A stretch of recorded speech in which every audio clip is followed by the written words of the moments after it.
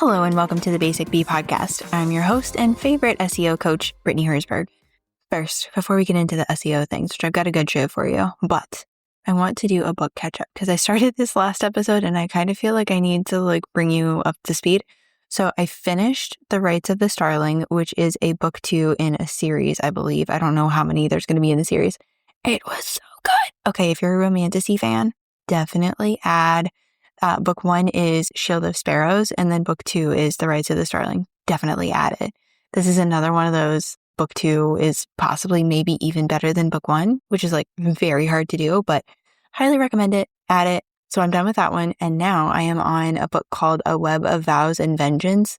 And it's so good. It's giving Fourth Wing vibes. That's all I'm going to say.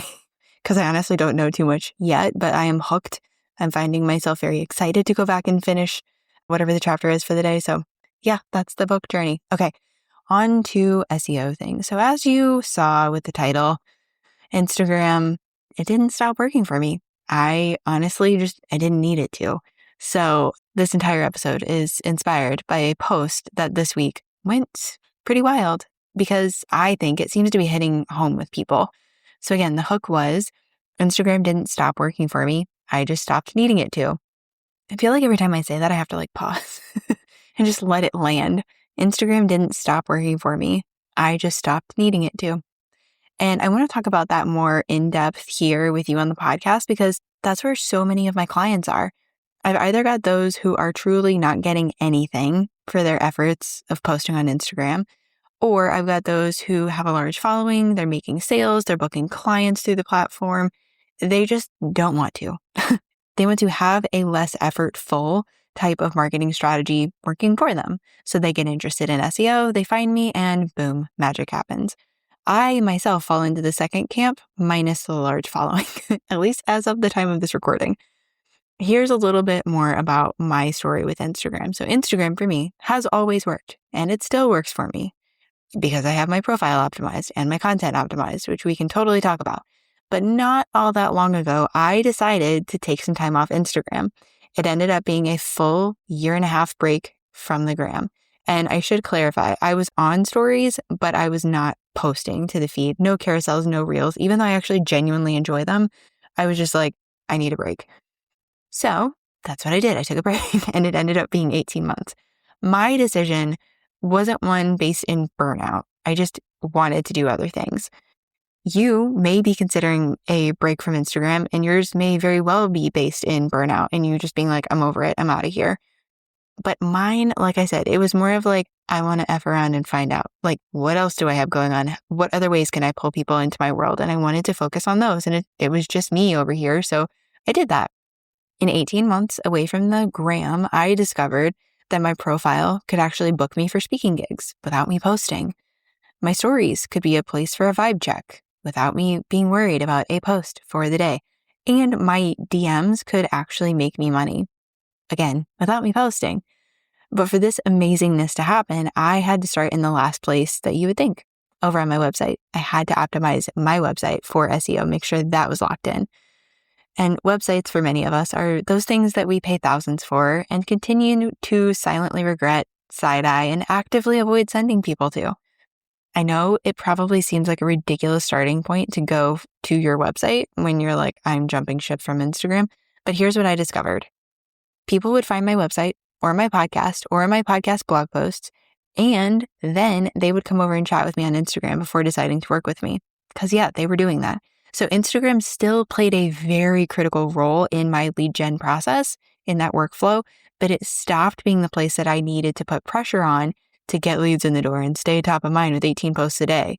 It became a place that, once again, I got to just come hang out for fun. It can be that place again for you too. I know so many of us feel like we have lost that fun social place that social media once was. And this isn't just something that's happened for me. It worked for me and it worked for my client, Ellie. The number one thing Ellie told me she wanted when she joined my SEO program was to get off Instagram, or to at least have it be a place she could be on to be social, to have fun. Both of us were tired of having Instagram be this pressure-filled space. She also mentioned she, wanted to make money from her website or whatever. And spoiler, she did that too. Now she's living that virtual bookkeeper life while building a new van with her hubby, all while letting her blogs and website do the heavy lifting of bringing in aligned leads and sales.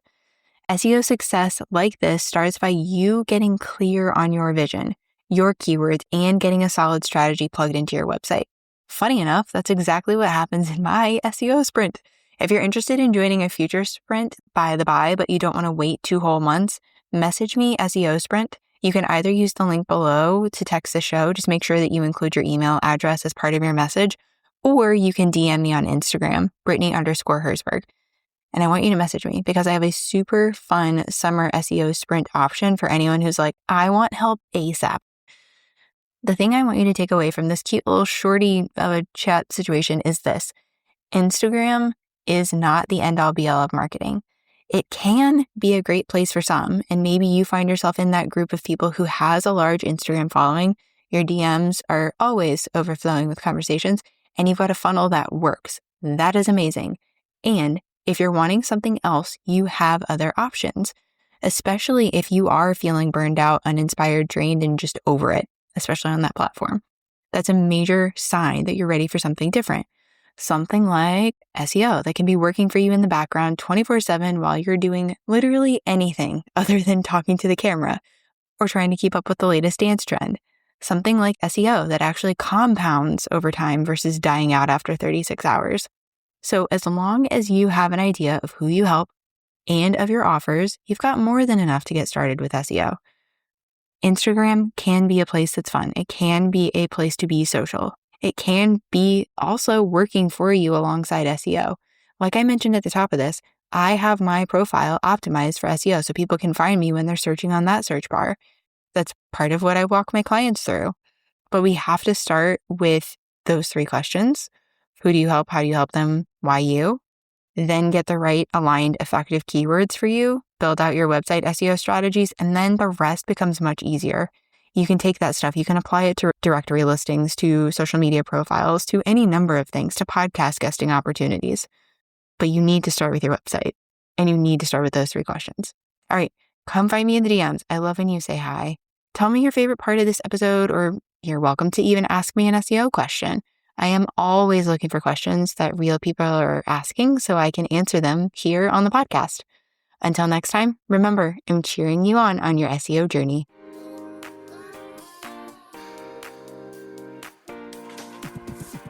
You've heard me talk about it, but how exactly does social proof support SEO?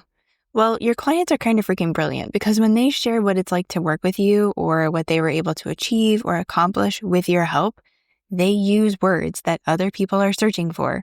For real, they'll say things like, I walk away with practical tips to apply SEO to my own business, or all online business owners need to know about your SEO course, or Brittany helps me understand SEO in a real and tangible way.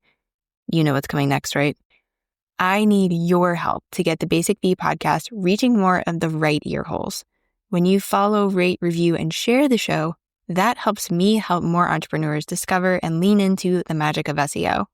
As a little extra incentive to write a review, once a month, I'll be selecting one podcast reviewer to receive a free mini SEO audit. You'll help me get discovered, and I'll do the same for you. Check the description for more info.